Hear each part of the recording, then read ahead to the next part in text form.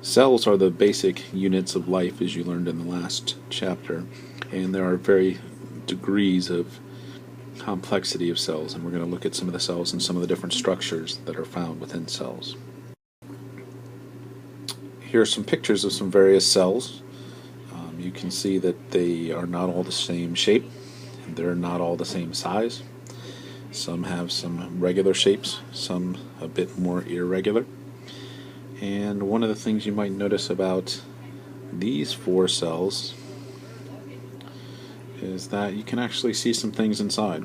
These first 2 are very simple, and actually they're much smaller than the other ones. You can see there's a little scale at the bottom there.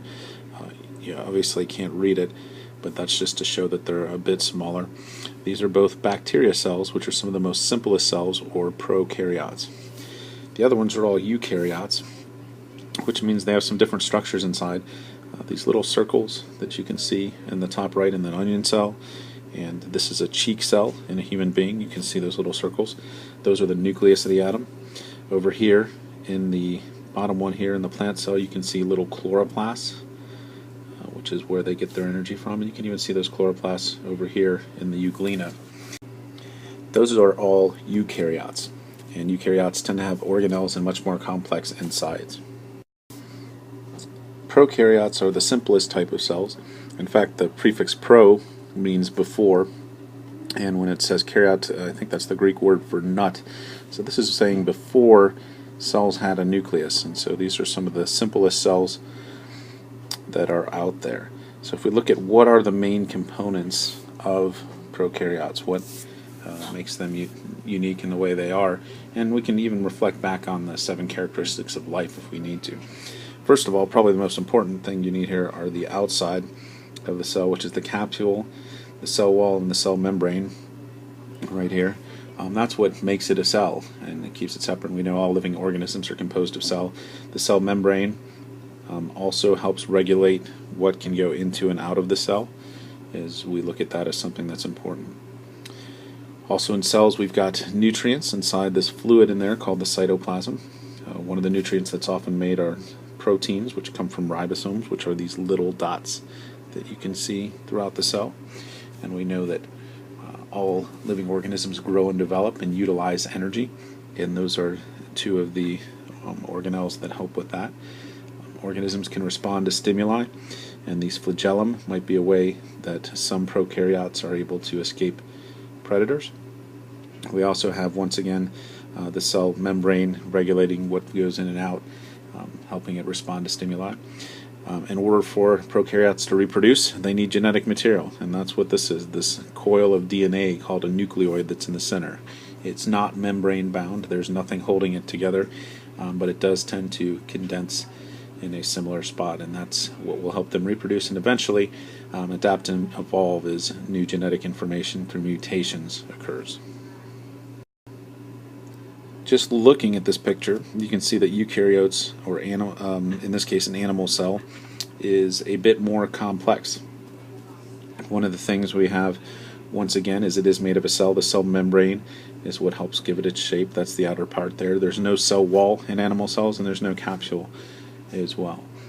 In order to regulate what goes in and out, that cell membrane can be very helpful as well.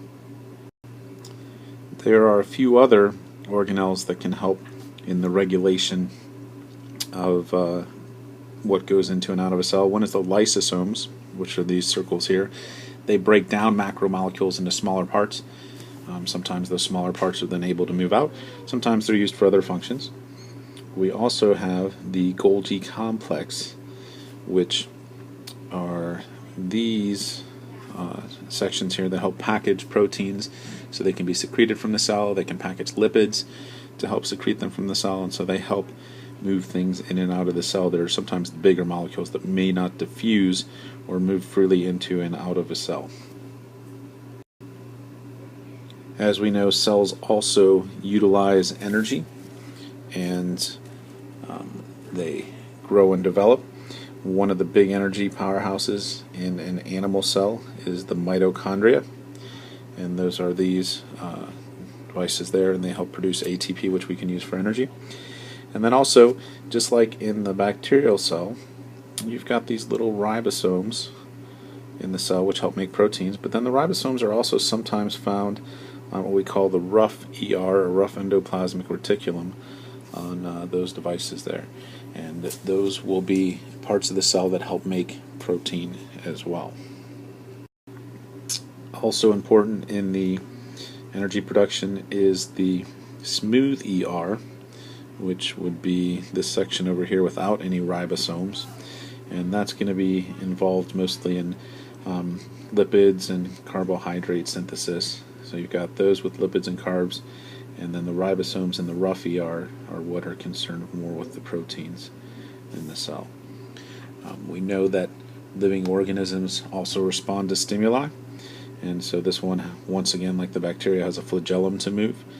There's other ways they can respond to stimuli.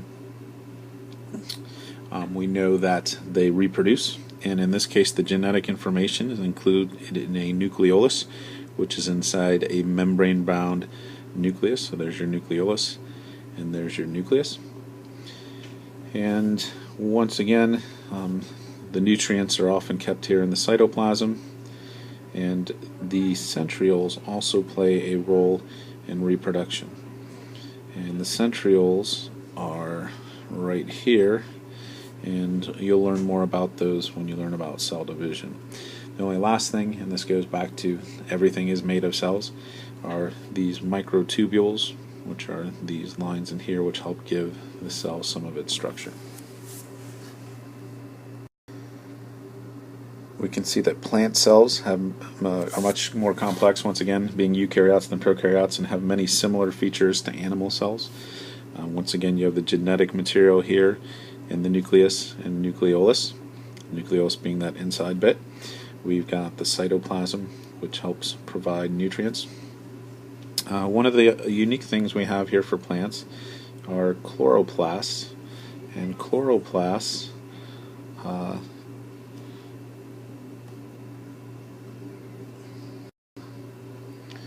chloroplasts are the part of the cell that help make energy from light. Now, they also get energy from mitochondria, just like in animal cells, and there's our mitochondria up at the top there. But the chloroplast can take sunlight and turn it into energy.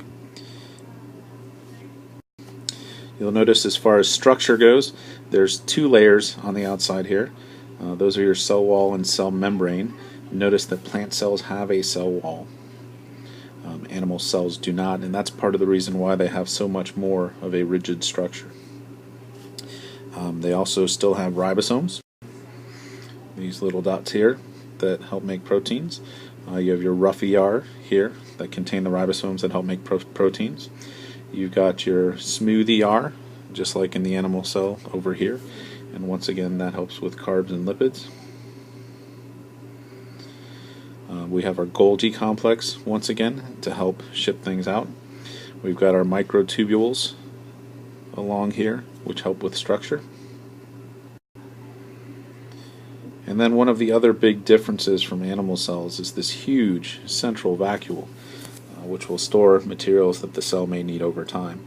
And that plays a huge role because it takes up so much of the plant cell and helping the plant cell keep its shape as well. So if we summarize and we go back to one of the original pictures we had in the podcast, you'll notice the bacteria cells here, or the prokaryotes, are very simple. You'll notice our two plant cells here, because they have a cell wall, have a much more rigid shape to it, much more angular, much more consistent than these animal cells that are the cheek cells here, or protists, which are another type of prokaryotes as well. And so that's one of the big differences where that cell wall and cell membrane plays a role.